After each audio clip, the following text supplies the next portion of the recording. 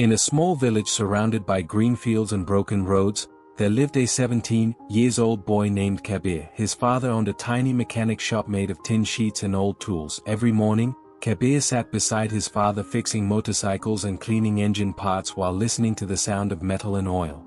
He loved machines. When others played, Kabir was busy opening an old scooter's engine just to see how it worked.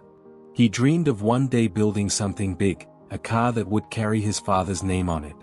But in their village, dreams like that were often called foolish. One evening while they were repairing a tractor, Kabir said, "Father, one day I will build cars that people around the world will drive." His father smiled tiredly, wiping sweat from his forehead. "Son," he said softly, "dreams are expensive. We cannot even afford new tools." Kabir did not reply, but something in his heart whispered, "God gave me this dream for a reason." Years passed. His father fell ill, and the small shop became Kabir's responsibility. He worked day and night repairing bikes, trucks, and jeeps.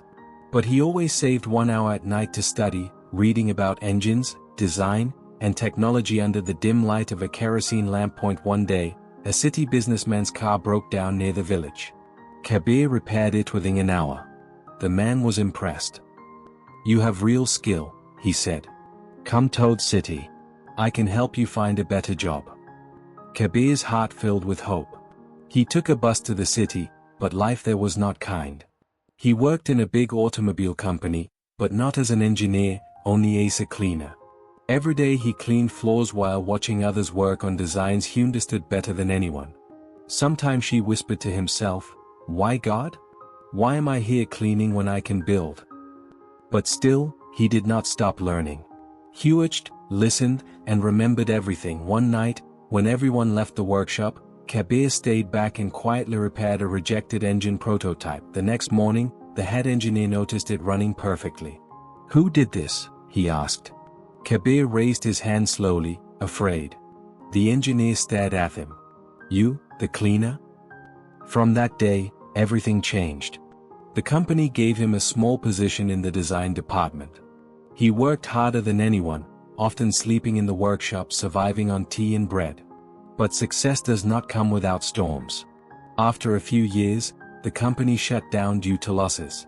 Once again, Kabir lost everything. He walked on the empty streets of the city holding his bag of tools, tears falling on the dust. He looked at the sky and said, "God, it tried everything. Why do you keep breaking my plans?" But deep inside, a quiet voice whispered, "Because my plan is bigger." Months later, Kabir started repairing vehicles again, this time on the roadside. One day, a rich businessman brought his car for repair. Kabir fixed it perfectly and even improved its mileage. Impressed, the man said, "You think differently. Ever thought of starting your own workshop?" Kabir smiled sadly, "Sir, I have no money." The man replied, "You have something more valuable than money: belief." He invested in Kabir's idea. Together they opened a small workshop. Years passed.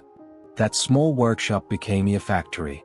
And one day, after 10 long years of sweat, struggle, and tears, Kabir launched his first car designed by him and built by his team.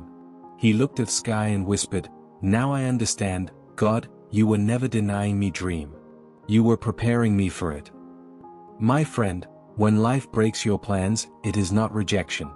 It is redirection. Sometimes God removes everything you thought you needed just to give you something far greater than you imagined. He takes you through the dark roads not to punish you, but to make you strong enough to drive your destiny. When you think God is breaking your dream, He is actually building your destiny. Trust the delay. Every struggle is a silent part of His better plan for you.